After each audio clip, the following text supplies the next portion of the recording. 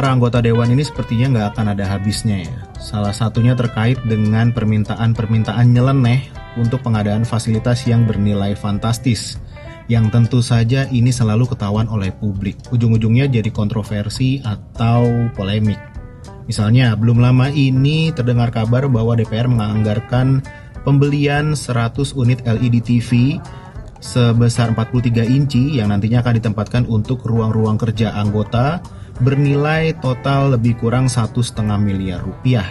Nah, publik semakin dibuat geram karena rencana pembeliannya tidak melalui mekanisme e-katalog dan sumber dananya adalah dari APBN tahun anggaran 2022 yang sebentar lagi juga akan tutup buku. Sekjen DPR Indra Iskandar sontak membantah kabar tersebut. Indra menyebut informasi itu ngaco, tidak tepat. Indra menjelaskan pengadaan televisi untuk anggota dewan memang sempat ada, namun sudah lama direvisi. Hal ini juga diamini oleh anggota Badan Urusan Rumah Tangga DPR fraksi Nasdem Irma Carniago. Irma menyebut anggaran tersebut harus segera dibatalkan. Oh no!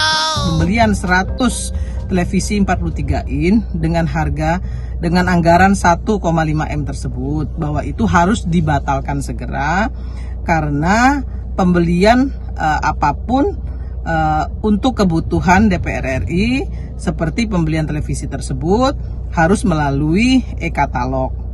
Kenapa harus melalui e-katalog?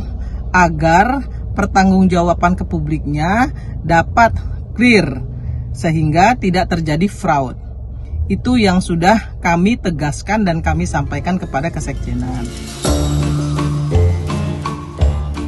Permintaan fasilitas tak wajar para anggota dewan bukan baru sekali ini terjadi.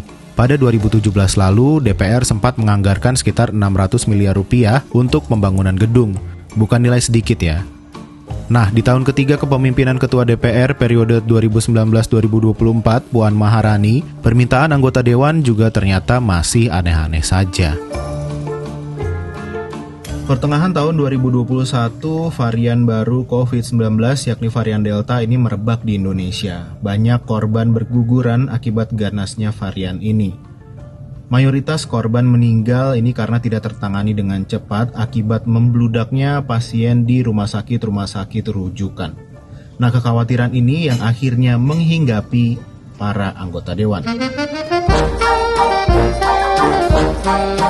Wasekjen DPP PAN Rosalin Rumaseu meminta pemerintah menyediakan rumah sakit khusus untuk pejabat negara. Permintaan ini jelas menimbulkan polemik di kalangan masyarakat. Apalagi kondisi saat itu banyak warga yang berjuang untuk bisa selamat dari badai varian Delta. Pada 2022, publik mengendus perilaku nyeleneh anggota dewan lewat situs layanan pengadaan secara elektronik atau LPSE DPR, lpse.dpr.go.id. Melalui situs tersebut, Sekjen DPR menyediakan pagu anggaran sebesar 48,7 miliar rupiah untuk penggantian gorden di 505 unit rumah jabatan anggota DPR di Kalibata, Jakarta Selatan, dengan alokasi set gorden sekitar 90 juta rupiah per rumah. Alhasil, penganggaran ini menuai kritik dari berbagai pihak. Bahkan beberapa anggota DPR ini sempat meminta anggaran tersebut untuk dikaji ulang. Setelah kritik bertubi-tubi, akhirnya pada pertengahan Mei 2022, Badan Urusan Rumah Tangga dan Sekjen DPR RI memutuskan untuk membatalkan penganggaran gorden rumah dinas tersebut. Tak lama berselang, publik belum lupa oleh pengadaan gorden rumah dinas anggota dewan, lagi-lagi DPR mengajukan permintaan nyeleneh. Kali ini DPR menganggarkan 4,5 miliar rupiah untuk pengecatan dom gedung Nusantara. Adapun LPSE mencatat sumber dana anggaran tersebut berasal dari APBN 2022. Otomatis hal ini jadi polemik di masyarakat. Nah, tak mengambil langkah panjang, Sekjen DPR Indra Iskandar kemudian angkat bicara menanggapi kecaman publik. Ia menyebut ini bukan sebatas pengecatan, melainkan juga perbaikan dom dan waterproofing. Namun proyek ini akhirnya dibatalkan karena semua peserta tender dinilai tidak lulus evaluasi penawaran. Tak hanya itu, polemik perilaku anggota dewan juga ditunjukkan dengan meminta penggantian kursi di ruang rapat. Padahal kursi tersebut sudah diganti dengan yang baru. Gonta-ganti kursi ini pun berujung keluhan para anggota dewan yang terhormat. Dengan alasan kenyamanan, anggota Komisi 9 DPR fraksi PAN Saleh Daulay meminta kursi baru diganti dengan kursi lama. Nah, kalau di total jumlah anggaran gorden, TV, dan pengecatan gedung ini mencapai sekitar 55 miliar rupiah. Bisalah dari jumlah tersebut untuk membantu sekitar 370 ribu keluarga penerima manfaat BLT BBM, program yang saat ini sedang dijalankan pemerintah. Atau mungkin bisa juga untuk membangun sebuah jembatan. Andai saja para wakil rakyat ini bisa lebih peka, memang sepertinya lebih baik dana tersebut dialokasikan untuk hal lain yang tingkat urgensinya lebih tinggi.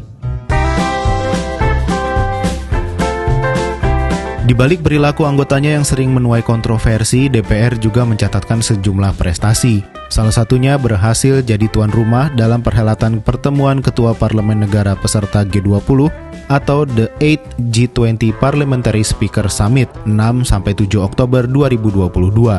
Acara yang berlangsung 2 hari ini sukses menghasilkan babak baru dalam mengatasi berbagai permasalahan global melalui penguatan multilateralisme. Sesuai tema yang diusung, Stronger Parliament for Sustainable Recovery, Ketua Parlemen Negara anggota G20 sepakat untuk terus meningkatkan peran parlemen pada tatanan global.